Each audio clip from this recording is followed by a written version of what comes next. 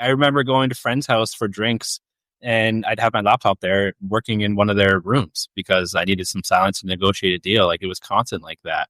I remember now I look back, I'm like, oh man, I'm surprised those friends are even friends with me. Like I was so not present ever. You're listening to Breakthrough with Coach B, where we help you work less so you can earn and live more. Our mission is to free you from the unnecessary, the repetitive, and the draining, so you can focus on what you love, excel at, and grow your business. Let's dive in.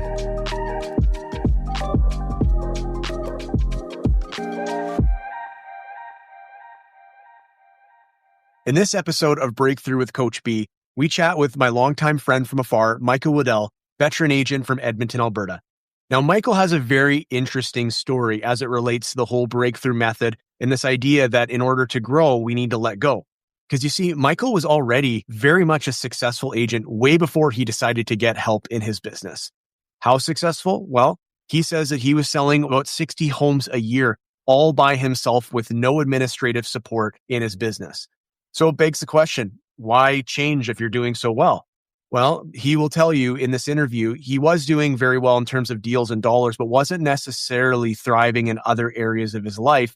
And once he finally decided to listen to his second coach, not his first, to get some support in his business, he found that delegating actually can be kind of addicting, especially when you're letting go of lower value, energy draining tasks. So you can reallocate your time, not just into the business development stuff in your business, but back into areas of your life that you really want to spend your time in. So the first half of this interview is going to be a little bit more about Michael's backstory. And in the second half, we focus a little bit more on some of the things that he did and recommendations he would have for you if you were also looking to get some help in your business. Please enjoy this episode of Breakthrough with Coach B, Michael Waddell. Imagine freeing up 10 hours a week to focus on what you love, personally and professionally. Ready to get started? Our free guide walks you through the first step, a resource review to identify where you spend your time, money, and energy. Download it now at bradenwheatcroft.com/review or find the link in our show notes. Let's get you closer to your breakthrough.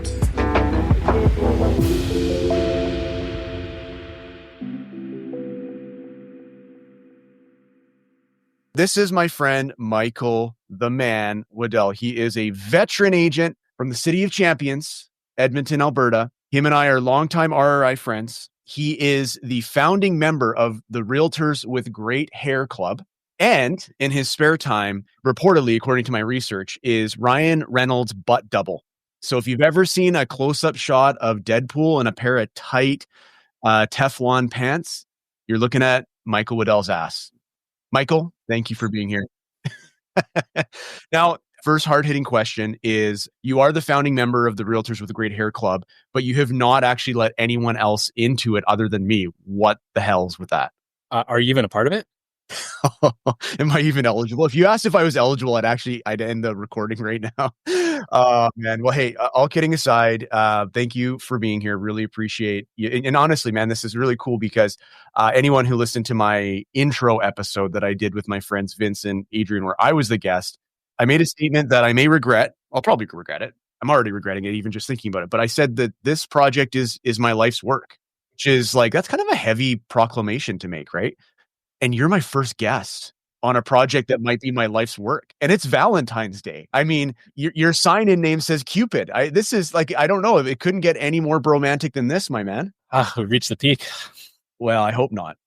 But thank you for being here. So as I mentioned, in our prep for this conversation, what we're trying to really get to the bottom of or look at for examples of success is agents who have not just achieved a level of success in their business. And I, that word to me feels so like corny, success, because what does it mean? But let's just say for simple understanding, it means you've figured out how to do deals and dollars, but then you realize that there's actually more to the business and to life than just deals and dollars.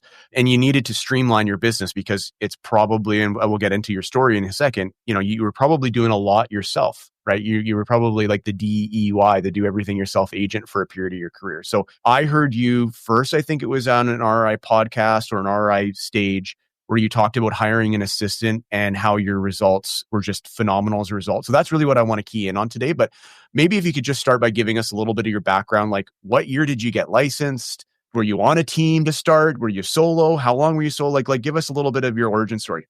Well, I got licensed 2014 June, and I did it part time for about 7 months, and then just dove right in. So for the first 7 months part time, didn't really do a lot of business, and then luckily, as soon as I went full time, business started growing pretty rapidly. And for the first 5 or 6 years, I did it all solo. No team, no extra help in terms of showing buyers properties, no assistants. I thought I was above needing an assistant. I didn't think I needed one. I didn't really see why I needed one, but it was a huge game changer once I made that decision. That's for sure. I'm sure. And so when you said you were part time, I'm assuming Deadpool 1 was being filmed at that time and you were butt doubling. Is that right? You're exactly right. Yeah. No, I'm kidding. Okay. What were you actually doing? What were you doing right before you got into real estate? I used to deliver Culligan water bottles, the 5 gallon jugs that we'd see on top of the water coolers. So I did that for 10 years. And in my calculations, I delivered over 1 million of those by hand. Wow. That explains the impressive shoulder definition you have. I'm actually glad that most people are going to be listening to this as opposed to watching, because you're distractingly handsome. But is this the funniest podcast you've been on so far in your career? You're pumping my tires. I love it. Okay, yeah. So you were a water boy, got it, and you got into real estate part time. I'm curious, like what did you think? What about being in the water delivery business gave you a clue that, hey, you know what, real estate? Like, how did real estate even get on your radar? It was always something I wanted to do. Yeah.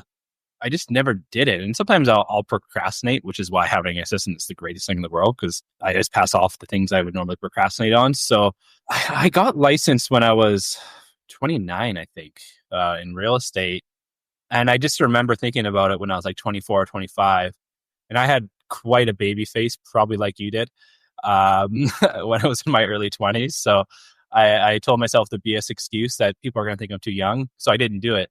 But then I did it, and I just jumped right in. And I didn't know it. I didn't know a single person in the industry other than one friend who was at a different brokerage. And I just said, now or never. And it seemed to work out so far. So that's great. Yeah, no, it's more than working out, man. You're doing so well, and there's actually a second part of your story that I can't wait to unpack with you. We're not even going to get into it today, but you've even taken streamlining a business to a next level. But let's focus on level one first. So you got into real estate. You were doing it part time. You say 7-8 months, and then from June or July of 2014 to February. And why that point? Like, a lot of people would say, "Oh, I'll do it part time for 6 months or a year, 7." Like, what made you realize, you know what, now is the time to double down on this and go pro, as I would like to call it, because hot take, but I don't think it's very pro to do it part time. I don't know how you feel about that now, but you decided to double down and go full time. What led up to that decision? Well, I know that if I wanted to be successful, I had to do it full time. There was times when I was driving the big Culligan truck. I remember it was pretty flexible, and yeah, I would have never told my employers this, but I remember parking down the street during the day, changing into business clothes and walking down the street to go show a house. And no one would know my Culligan truck was parked. like Superman. Watch. And then I would go back to the truck, walk a block and a half away, get changed, and go back to work. So that was stressful. And then I get home from work around 3 p.m. and then I would work in real estate on my computer doing whatever I can to find people to work with until like 9 or 10 p.m. And, it's pretty exhausting. That was probably the first experience of any type of burnout I ever had. Yeah. First, but not last by the sounds of it. Yeah. Been through it. I think any agent has been through it at some point. And it was very challenging to quit because I was making like $110K a year delivering water, funny enough. So like, that's the peak. Like everyone thought 6 figures, that's what you want to hit in life. And I was like, I'm giving up something here that's a sure thing to go to something that's not a sure thing. So it was a huge risk. I had, decent amount of savings set aside to get me by for the next few months, but it was definitely a nerve-wracking decision. Yeah, absolutely. And, 6 figures at that point in your life, and I'm sure there was maybe benefits or other things like that. It's like, there's a lot of stability there. That's good old fashioned golden handcuffs, right?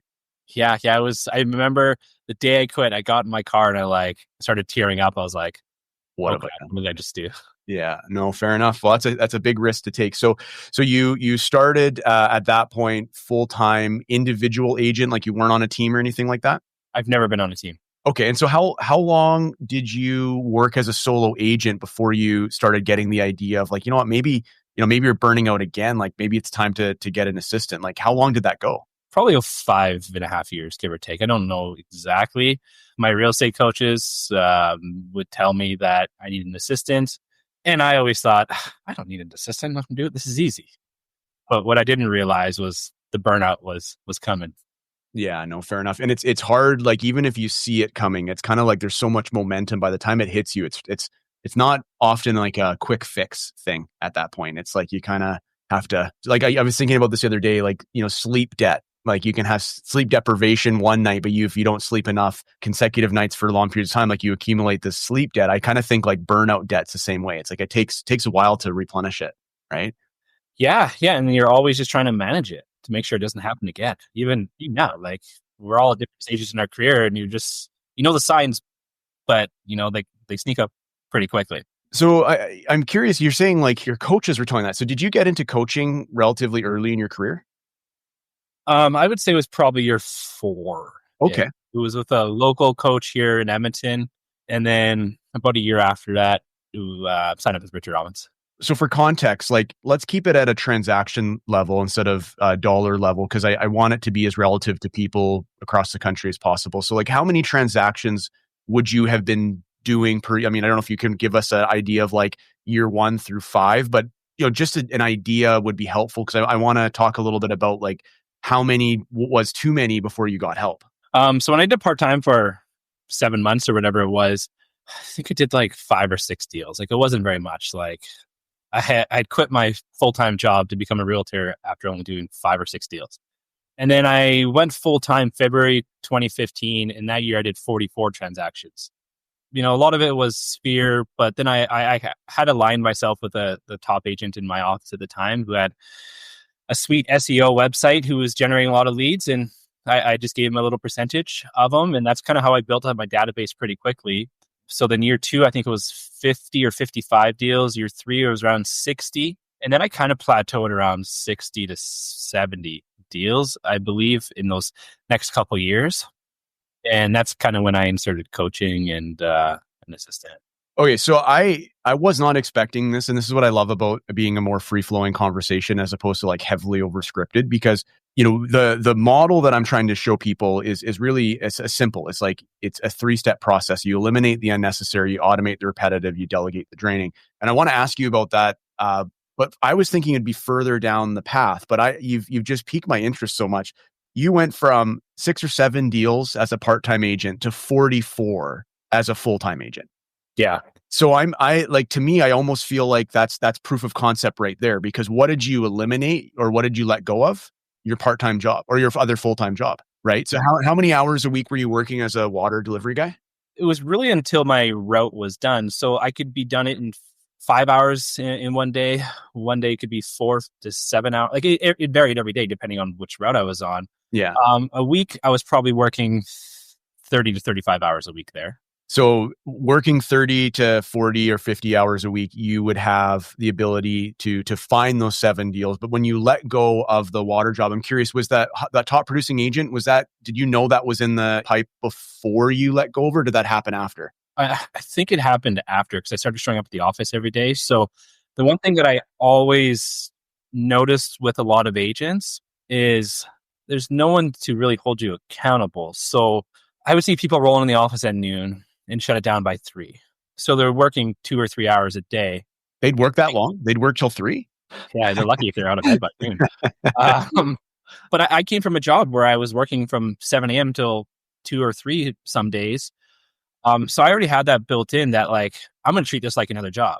Like if I'm not putting 8 hours a day into real estate, then I failed. So for the first probably 2 or 3 years, I was putting probably 8 or 10 hours into it, meeting people. Like I would take every single top agent in my office out for lunch, see what I could do to help them out. I'm still probably not the greatest prospector in the world, but I try to reach out to every single person that I can every single day to try to book at least 1 or 2 appointments every single day. I love that. I feel like that is such a great example of like you were doing a job that was making 6 figures, just over 6 figures. And you're doing reasonably well, 7 or 8 deals. I mean, like at least in my trading area, like an average agent might do 4 deals or 5 deals in a year. So you even as part-time off the side of your desk or the side of your delivery truck, were doing 7 deals. That's great. But you let go, and within a year, you're going from 6 or 7 to 44. That's awesome, man. Let go and grow is one of our mantras. So I love that as an Yeah, example. and I told myself like if I'm helping another agent with their leads, I'd rather 75% of something than 0% of nothing. And that's kind of what I did. And I put my head down and did the best I could. And he kept giving me more leads and more leads. I think that was kind of over a 2 or 3 year period. Yeah, And then a lot of those people were in my database, and they have transacted since.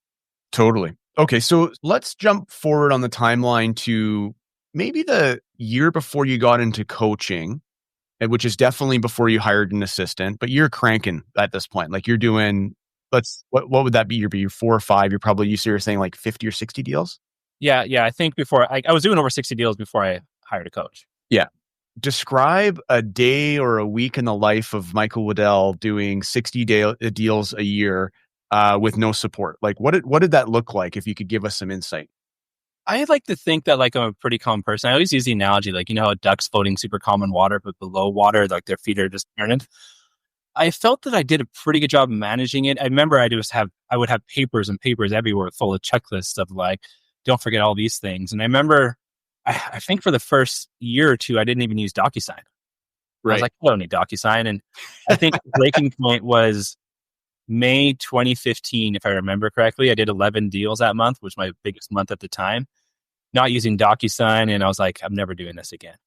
Well, I'm just curious to get some insight into what your life looked like, because one of the things I come up against a lot is my favorite power move is letting go of low value, energy sucking tasks. Like that. If I could wish everybody something this year, it would be for them to find something that they hate doing and is low value and let go of it. And how you let go of it, like I said, you can eliminate it, you can automate it or delegate. It depends on what it is.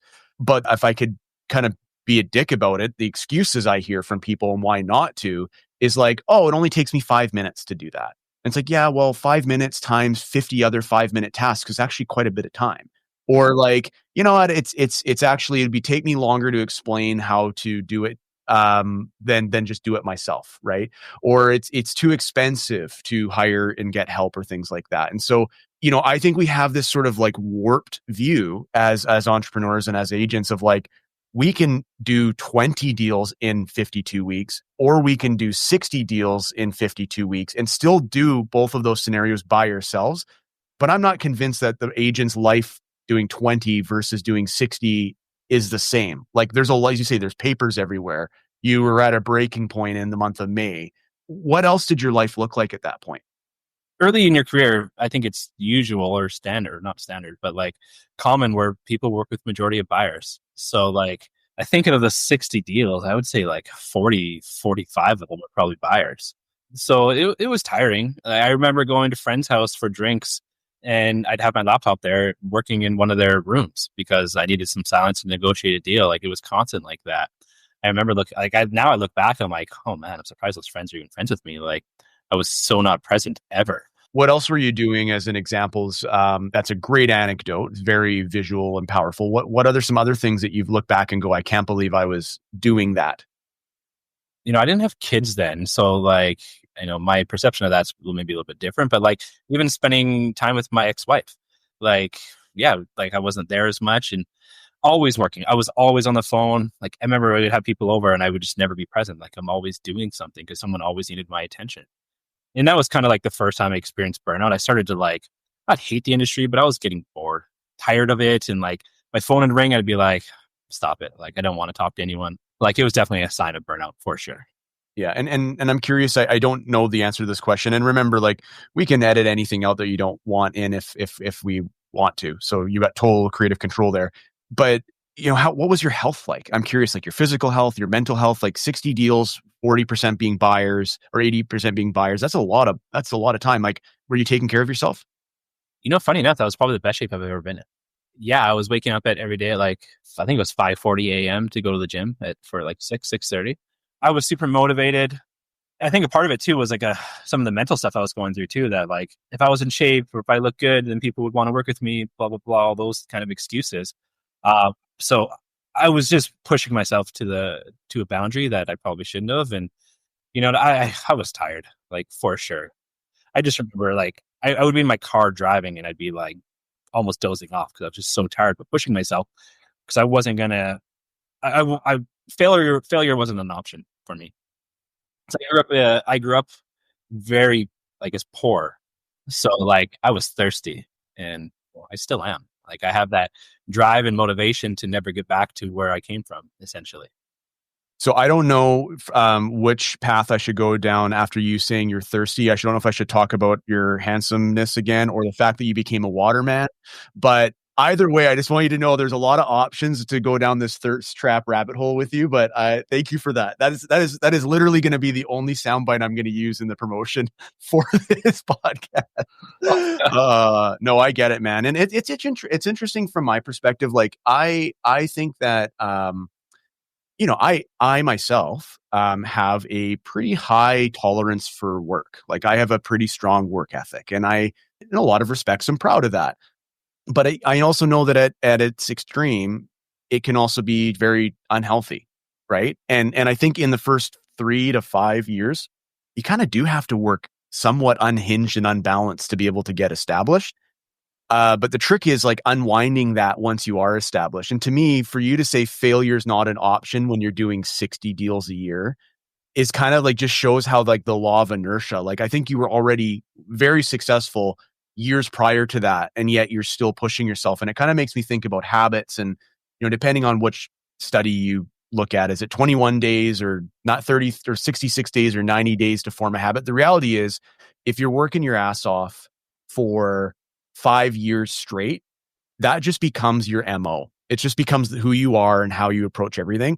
And I've noticed, anyways, from a coaching perspective, that a lot of people are deploying a strategy that's outlived its utility. It's like you don't need to work that hard anymore. It might be time, as cliche as it sounds, to start working smarter. You know what I mean? But it's I've seen people work for 20 years twice as hard as they need to because that's all they know. Yeah. Can you relate to that? Yeah, for sure. I feel like I'm doing almost double the business I was then, and I feel like I work less.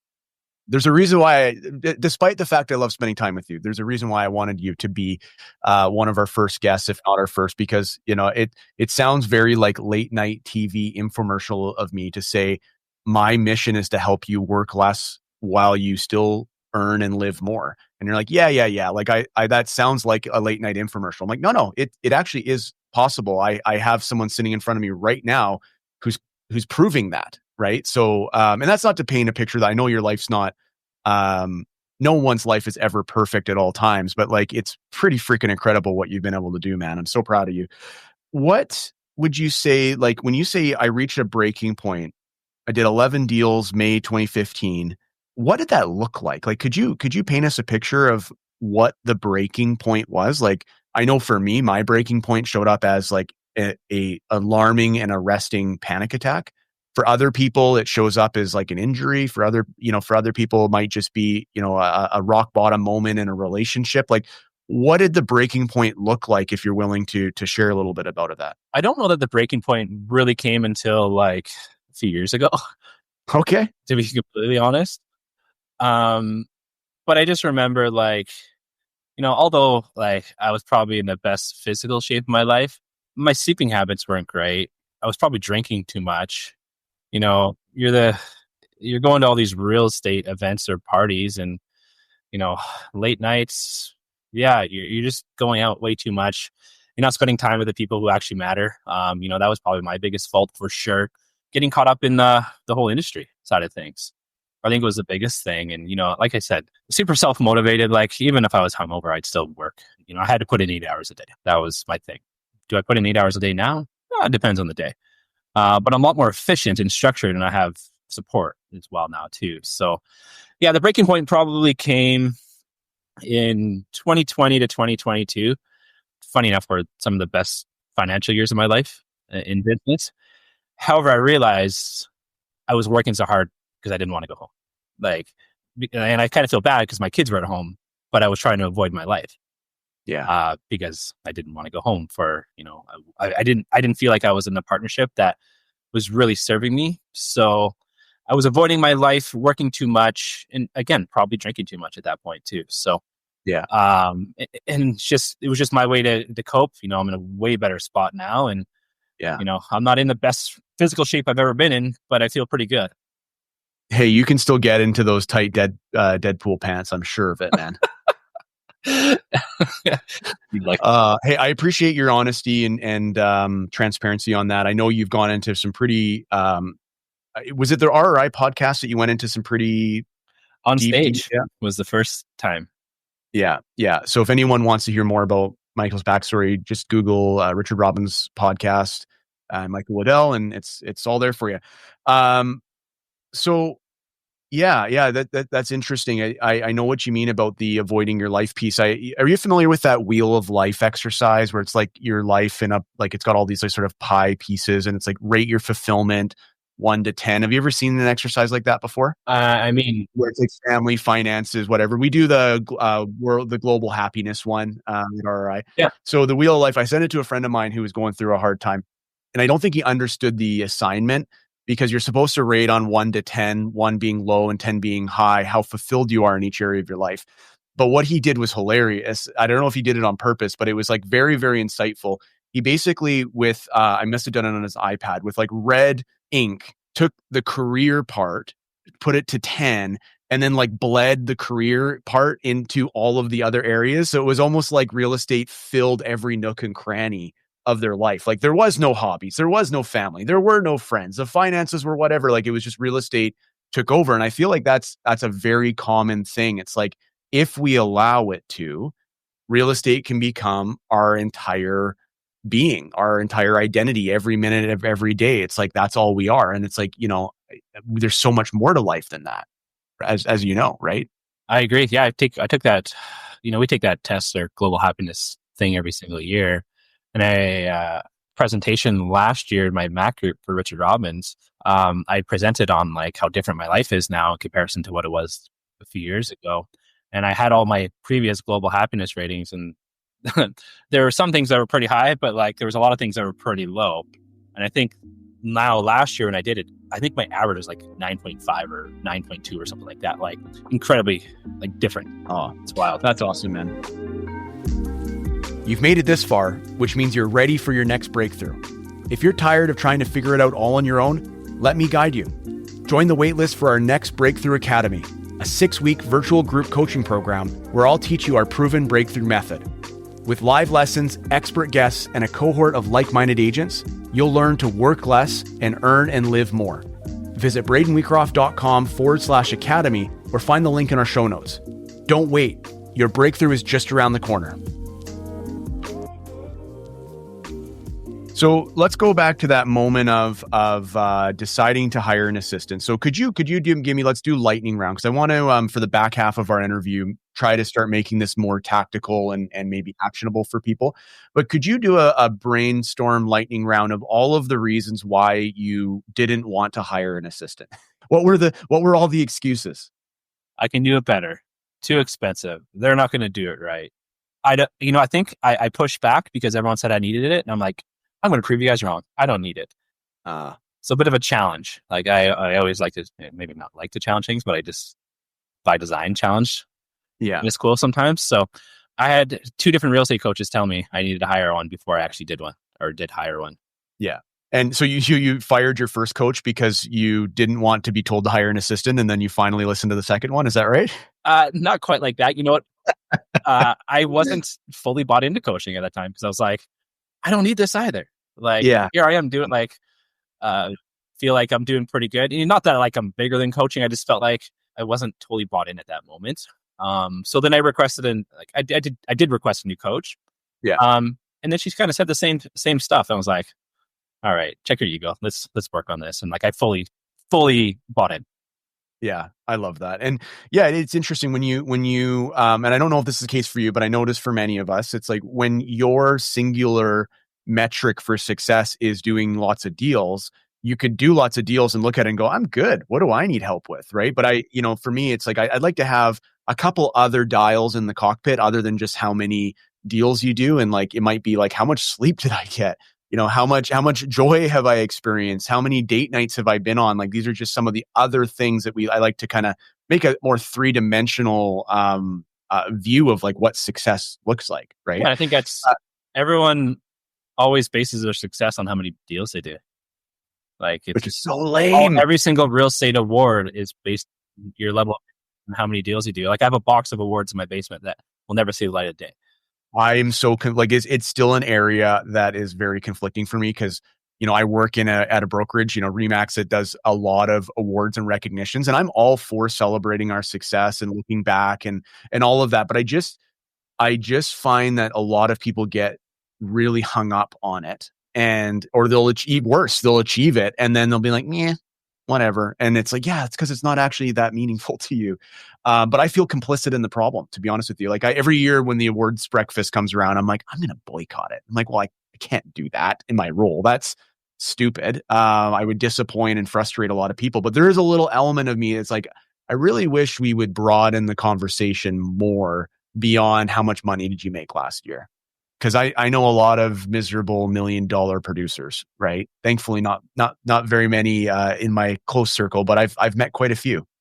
Yeah, well, yeah, like the awards are, they're good to get. Like they make you feel Yeah. good, of Hey, course. I love a pat on the back too, man. Like I said, it's I didn't necessarily have my best year last year. Like I'm very close to it. However, I'm proud of the amount of time I took off last year. Like that's way more rewarding than the award. there you go. See, that's a success metric for you, right? And that's where I'm on a mission here to help people figure out what does success actually look like for them based on their values and their priorities, and then measure your success based off that, not off some arbitrary income or volume threshold, right?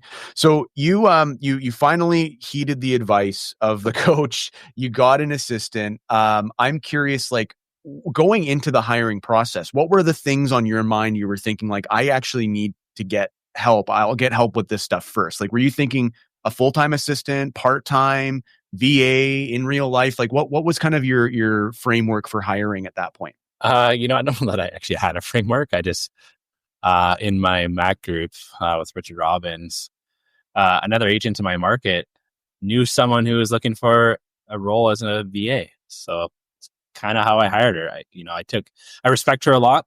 And so I took her advice that this girl was going to be a great assistant, and she was. She worked for me for a few years. And I didn't have to go through the interview process. It was actually pretty simple for me. I know I'm a big believer in first impression, and I felt a good vibe, and it was good for a few years for sure. And so this was a virtual assistant. Were they in Edmonton and still She virtual, or was in Ontario, in Ontario? and she was part time. Did she have previous VA experience with real estate agents specifically? She did, yeah. So she was knowledgeable on a lot of stuff, and I just kind of showed her how I did a lot of my stuff with my systems, with my database, and then she just kind of took lead on it, and I kind of just gave her permission to work as she wanted. And if we were to, like, if you were creating a training program, and this is me like this stealing your ideas so I can resell them, so just so you know, so if you were creating a training program for realtors on how to start offloading the stuff to the assistant, like I'm curious, like the technical questions, like how did you show her what to do? Like, did you put it in an email? Was it a Word doc? Was it a Loom video? How did you decide which tasks to let go of first? Like, what was that like for you? We did everything over Zoom Okay. because I only, in over 2 years, I think I only met her twice in person.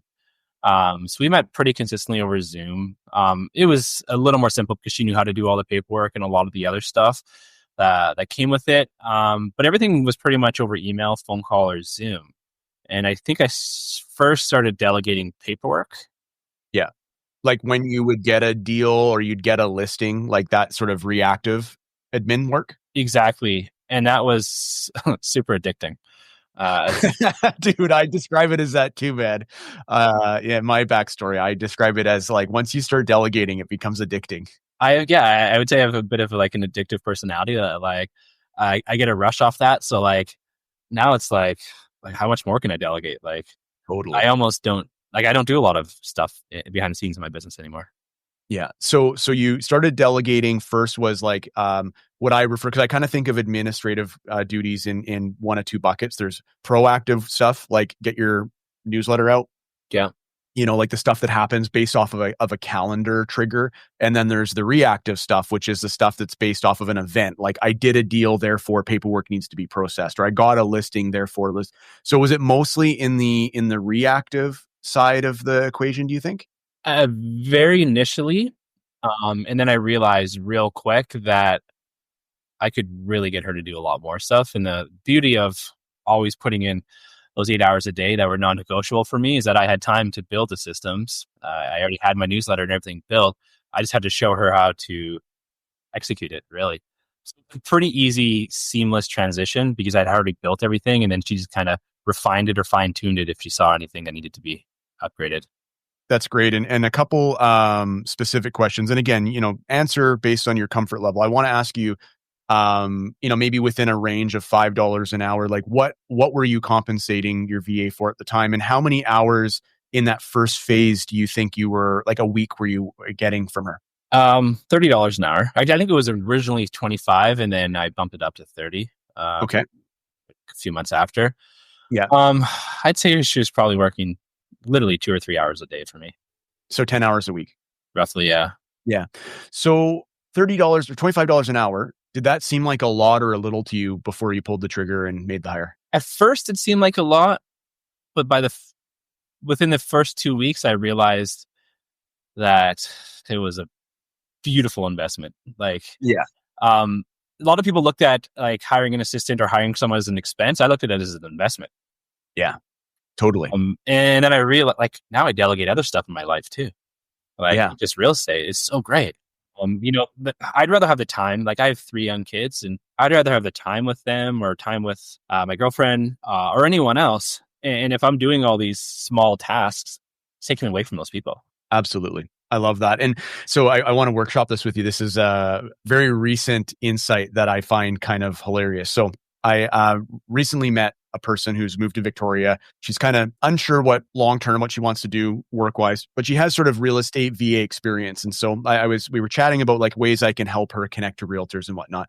And one of the things she was doing that I thought was quite interesting is she was potentially selling packages of 10 hours of time. So instead of like you have to sign up for 10 hours a week, it's more like buy 10 hours and I'll work on a project for you until it's done. So I think that's kind of a neat value proposition. There was an agent who recently joined us that was quite busy, but wanted to get their CRM kind of updated, but didn't have the time. And I said, well, hey, I'll make this connection. And so they're already working together. But what's interesting is this person charges about $45 an hour. So the first reaction from the agent was like, that's a lot of money. And I said, hold on a second. You're telling me for $450 to make your CRM perfectly organized? Like that's not worth it. And their comment to me was like, actually for $450, that seems good. So I thought, this is interesting. I think as real estate agents, we have like a really loose grip on hourly wages because we don't get paid like that. We get paid infrequently in large lump sums. Right. So if I said, so I actually literally, it wasn't perfect experiment, but I talked to maybe 5 or 6 agents in group A and group B. And I said, hey, here's the deal. I will have your database cleaned up for you within 10 hours. And in group A, I said, it's $45 an hour. In group B, I said, it's $450 to have it done. Group A, everyone said, wow, that seems expensive. Group B, everyone said, wow, that's a good deal. It was the same amount. It's just how it's packaged. Right. So I think that's an interesting thing because we will indiscriminately hire a media person for a listing for $1,500 to do photos, floor plans, video, drone, Matterport, but if we said, oh, well, they're only there for 2 hours, so they're getting paid $750 an hour. Wow, that's a lot. We don't think of it like that. I'm curious just how that lands for you, because this is a very recent insight for me. I think that's a good way to look at it for sure. I can understand how that, like, people looking at the dollar per hour would think it's more expensive than like the pack, like the amount. Yeah, that's great. Like I never really felt that it was, initially I think that was just a BS excuse. I was telling my coach that it was too expensive. I just didn't want to spend the money. Do you want to make some apologies to all your past coaches right now, and I'll just clip it and send it to them? Is there anything you want to get off your chest, man? Just get them on. Just get them on here. Okay. All right. I don't know why I was so against it for so long. I think I was just challenging it. It's like, I don't need one. I can change the industry and do it all myself. Yeah. It's tiring. And I realized that, like, I don't want to be on a computer doing all that stuff myself because it takes my enjoyment away from my life. And like talking about the global happiness rating, I guarantee you if I'm doing all those stuff myself, my rating is going to decrease. 100%. For sure. I like being able to do fun things all the time. Like when I'm with the kids, I'm doing fun things. When I'm not with them, I'm doing fun things. I'm traveling and whatnot. So Anything that takes me away from my personal life, I'm trying to delegate. I love that. Okay, so you brought her on $30 an hour, 10 hours a week, started doing something, you realized, wow, I want to get more of this. What were some of the first proactive things? It sounds like newsletter was one of them. Was there anything else that became obvious that you should start letting go of?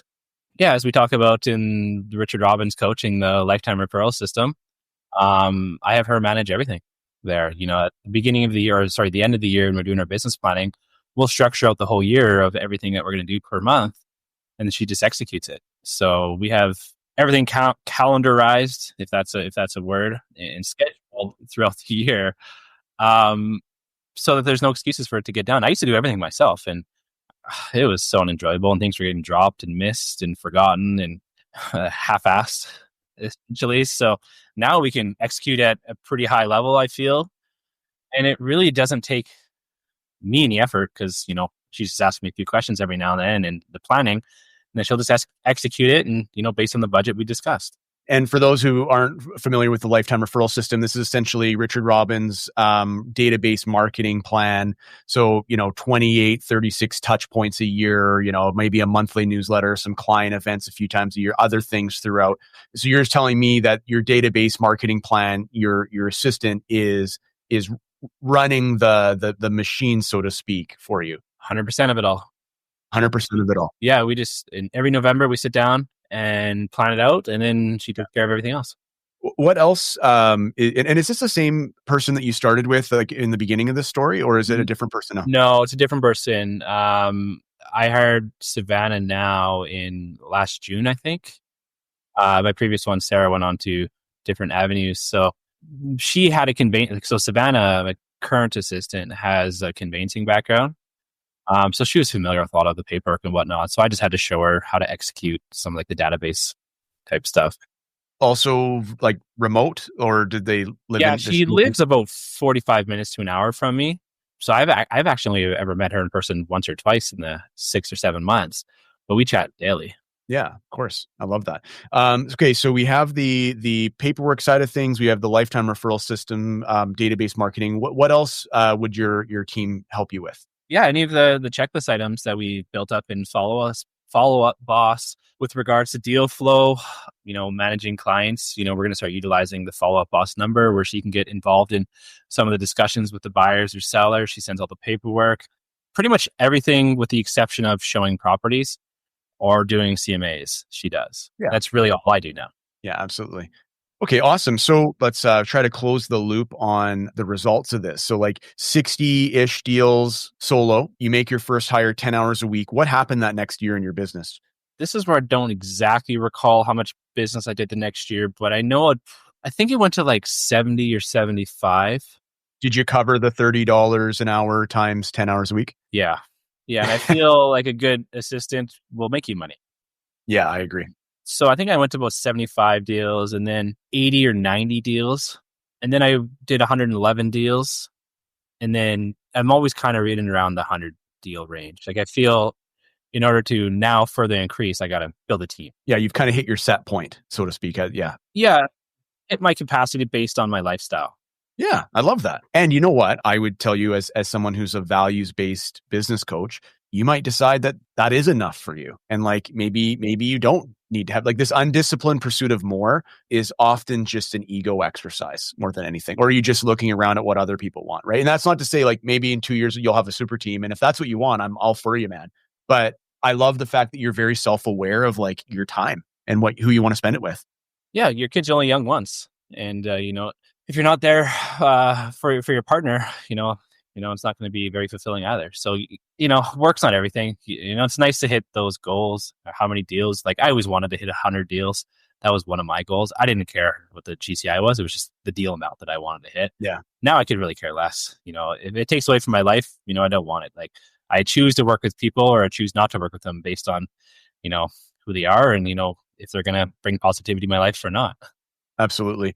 So let's try to get into a few more details here. So, when you look at your overall life experience, that includes your business, which I understand is a big part of your life. If you look at the first 3 years without an assistant, and then you just rattle off, 75, 90, and then 100, like to most people when they're thinking linearly, or as Benjamin Hardy would refer to it as 2x thinking, it's just like, well, if I did 50 deals and I was tired, doing 100 would kill me. But you were not doing them the same way. Like how contrast for us, like the vibe of your day to day, like doing more business with an assistant versus doing still a lot of business without. Like, is it fair to say just, every time we tack on more deals, it's way more stressful? Or did you find that there's actually experientially a difference in your business once you started getting help? Yeah, it's become way more enjoyable. Like, I often joke with people that so in 2022, when I did 111 deals, there was parts of the year that felt like I wasn't working much, but there was parts of the year that felt like I was working a lot. And it was because I was working to not go home. Over the last 2 years, that has totally changed. Like, now I work as quick as hard as I can so I can go home. Right. And like, I used to think it was a flex to have a busy, like, look at my calendar and see how many appointments I had. I used to think that was a flex. Now I think it's a flex to have as little appointments in there as possible, but still do the same amount of business. Yeah. So having that assistant has made my life, exponentially easier. So like, now I'm still able to do around 100 transactions, but I feel like I'm barely working. Yeah. And for those of listening to this and they're not watching the video, just let the record show that Michael has been actually flexing the entire episode. Like, he's relaxed, man. Like, you just keep like pumping those biceps up here. And I'm just like, what is going on? Jesus. Oh man, I love our little back and forth, man. It's always so much fun to spend time with you. Yeah, and I've been the beneficiary of that. I mean, I think when did we go out for brunch? Mandy and I and you and Meg. It was awesome. In the summer, in July-ish, I think. Hope to do that again soon. So if you were giving some counsel, some advice, some mentoring to someone, like our target audience are agents who are 5 to 15 years in the business. They're, on paper successful based on deals and dollars, but like yourself, they're, at that point in your career, working a lot, right? And not necessarily able to be present in other areas of their life that matter to them. And they haven't decided to listen to their first or second coach and get an assistant. Like, what are some of the things, not just like do it, because like I think that anyone listening to this is going to get that that's the message here, but like, what are some of the practical steps that you would recommend, knowing what you know now, so that people can start clawing back some of their time to spend it in other areas? Well, I think what I look at differently now is I have a really good sense of what's important. Say more about that. I used to think that real estate was the most important thing in my life. And so everything was geared towards real estate, and then everything else was just secondary. Now I know that's not the most important. My personal health and my mental health is probably the most important. Then my kids, my relationship, friends and family, and real estate's actually at the bottom now. So once I've determined the hierarchy of what's important to me, everything else just became a lot easier. So now I had to structure my business around that. So if it costs me $300 to delegate something, that's way worth it. In my opinion, we all make pretty good money. It's a cost of doing business. And also, I think my happiness is worth way more than a couple $100s to delegate something as well. Or else my kids' happiness or my relationship happiness, everything else is way more important than doing another deal. The deals are going to come. Totally agree. And as far as like practical advice, is there anything you've learned? You've been an employer now of a couple different assistants. Like, is there a killer app that's so good for managing the relationship? Should we use a hiring agency to do it? Or like, is there any insight you could give us that would help someone? Because I'm always fascinated by like, what's the one question that not having the answer keeps a person stuck? Like, they know they want to do it, but they don't know if they should do this or that. And that singular answer is what is the catalyst to get them rolling. Like, is there anything that you would say from an insight standpoint that could be helpful to someone? Nothing really comes to mind. My assistants all came to me pretty much. Like, they were pretty much handed to me on a silver platter, which made it really simple. I love that. I did a lot of research into some VA companies for sure, but I wanted this time someone to be local. So I looked within my market and I talked to other realtors. That's how I found this assistant and my last assistant as well. Yeah, just chatting with other people. Like, this current assistant was referred to me by another agent in the industry I respect. So, and I got the feeling that she was the right fit, and I only interviewed one person. Love that.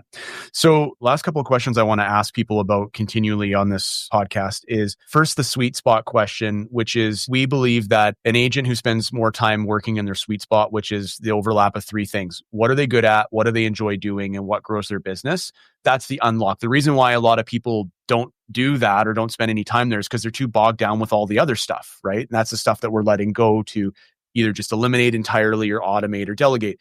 I'm curious, like, do you have any idea in your business, like what is your sweet spot? What's the stuff that you enjoy doing that you're good at that you know when you do it grows your business? Meeting people and working with buyers and sellers. I don't love being in an office. Yeah. I get stir crazy. Like I have a home office and then I have an office at my Remax brokerage. I never spend time in this home office. I just need to get out. Like I get pretty, maybe depressed is not the right word, but pretty bored when I'm by myself, just working away in an office. So I find like fulfillment when I'm around people and working with people. I think that's my sweet spot. I think that's what I'm best at. I'm not good at all the admin type stuff. I know what I'm good at. I know what I'm not good at. And I leave it to someone else. And if it's not perfect, hey, I just know that a lot of these tasks I would have procrastinated on it. And, I'd rather pay someone else to do it and get it out of my mental space. Yeah. So I feel that my thing is just working with people, meeting people. I play a lot of sports too. Like I enjoy, that's where a lot of my business comes from is all the sports and whatnot I play with. So that's kind of my place, I feel. Yeah. Well, though you're probably not good at sports though. I've seen you play basketball. So, I don't know if it qualifies. You may enjoy it and it might grow your business, but I don't know if you're good at it. And that's the third piece of the sweet spot. Didn't my 3-on-3 team beat your 3-on-3 team on the way to winning the title? I can't remember. I know we had a pretty major injury in our team. Yeah, gosh. How was he doing, by the way? He's great. Yeah. Gosh, I've never seen a knee that looks like a cantaloupe before, but let's move this to the dodgeball court and we'll see what happens. Yeah. Okay, sounds good. Okay, last question. And this is really like our program, Breakthrough Academy, is built on one simple outcome, which is I want to help people get 10 hours of their week back every 90 days. While still growing their business. So I'm always curious to know the answer to this question. What would you do? And you're a very interesting person to ask this question to, but what would you do with an extra 10 hours a week if you had it? What would I do with an extra 10 hours a week if I had it? I'd probably go find something to do for myself. Yeah. Like I feel I spend a lot of time with my kids. I feel like I spend a lot of time with my girlfriend, but I feel that I could probably spend more time on my own every now and then. Like I enjoy going to the gym. If it wasn't minus 400 outside, I'd go for a run or something like that. But I enjoy physical activity, playing sports. It would probably all go back to that for sure. I love that. Man, this has been so great. I love everything you've shared with us. Any parting shots, any jabs? Like I've been pretty mean to you for an hour. So if you want to clap back, this is your time. Before you say anything, I'm going to hit end record. No, I'm just kidding. Anything you want to say before we say goodbye for today, my man? Maybe one day you'll have a good enough haircut to join the club. So, okay. Anything else you want to say? I think if you're struggling or debating hiring an assistant, just do it. Like you'll find out, start small, start delegating just a couple things. Over time, that's going to start growing. And before you know it, you're going to be delegating everything and it's become normal practice. And when I hired my first assistant, I just started small. Like I was so against it. I just like, all right, these real estate coaches got to know what they're talking about. And sure enough, they did. Yeah. Love it, man. Well, congratulations. I can't wait to have you back as our first ever second guest because the next part of your story is so fascinating. I'll tease it now and just say that you managed to be very productive while not even being in the same province all the time. So more on that. Yeah. You're kind of living two lives right now, which is wild to see. 161 days out of town last year. Yeah. So that's chapter 2. Michael, love you, buddy. Thank you for being here. See you soon. Thank you. I enjoyed spending my Valentine's Day with you. Yes. Thanks for tuning in to Breakthrough with Coach B. If you're ready to let go in order to grow, visit bradenweecroft.com for free and paid resources to help you take the next step. Your future self will thank you. Until next time, here's to your breakthrough.